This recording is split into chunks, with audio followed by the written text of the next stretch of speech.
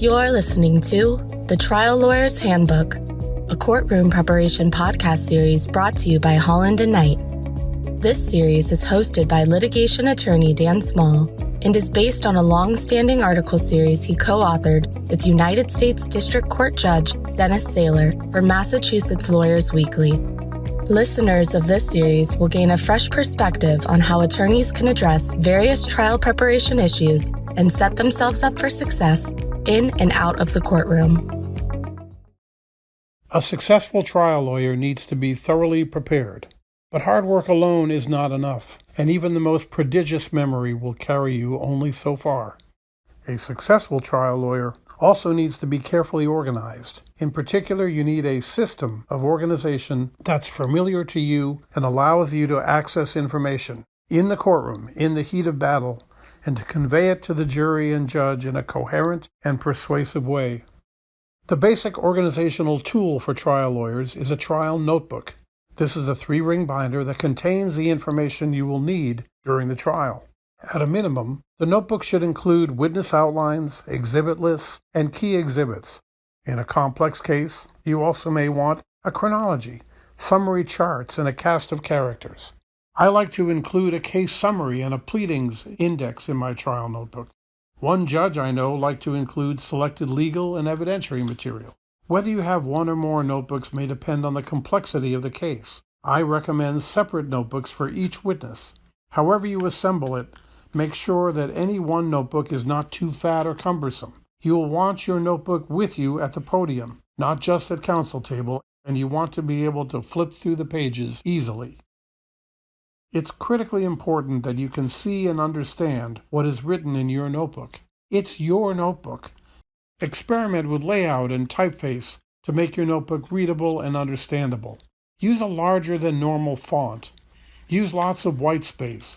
Use colors, yellow highlights, red notations, whatever. Include cross-references to transcripts and exhibits.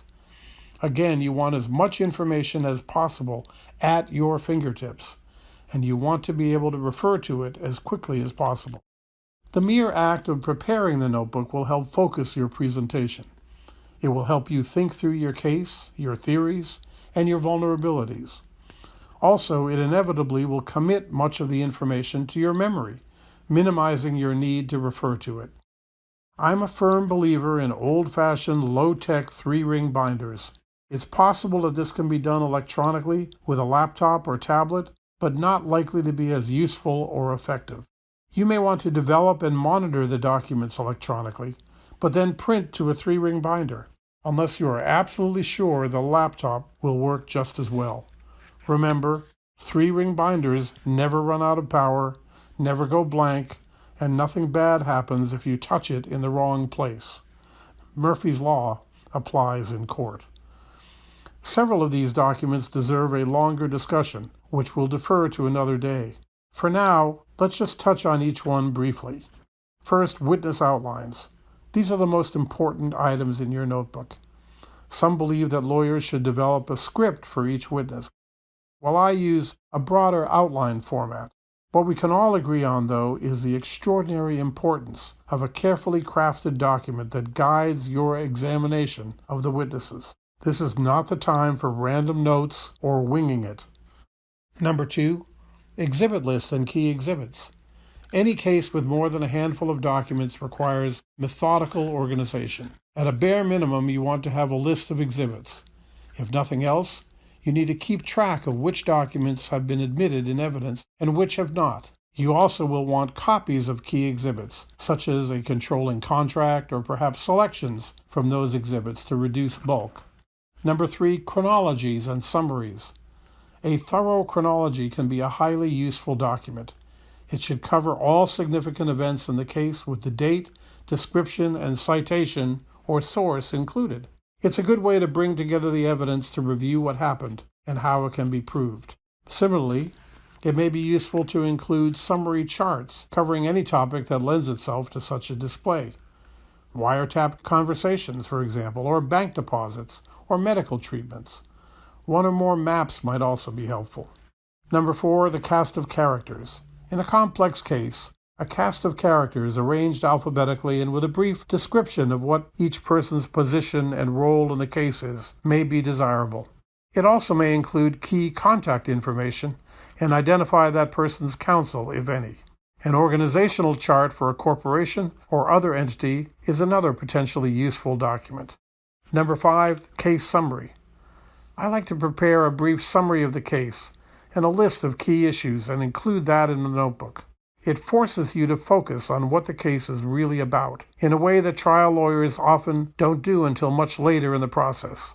It creates a document that will be an easy reference for you or anyone who examines the file at a later time, and it encourages the process of rethinking and rewriting the key issues and themes as the case moves along. Number 6, pleadings index. I also include a pleadings index.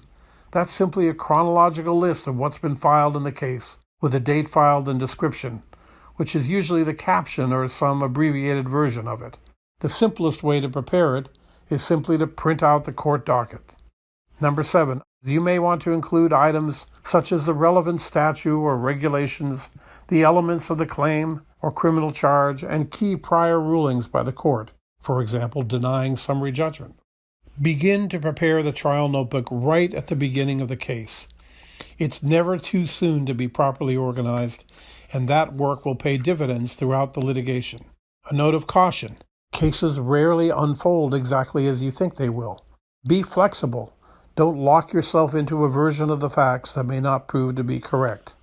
However you prepare your notebook, the goals are the same. You want to present your case clearly and persuasively from the beginning of the trial to the end.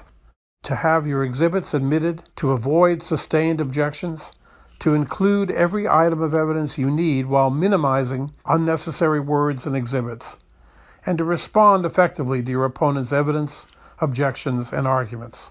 Properly prepared, a trial notebook will help you both plan and present your case and respond to any unforeseen turns that it may take. Thank you for listening to the Trial Lawyer's Handbook, a courtroom preparation podcast series brought to you by Holland & Knight. For more information on courtroom preparation, please email dan.small@hklaw.com or visit hklaw.com/Daniel-Small.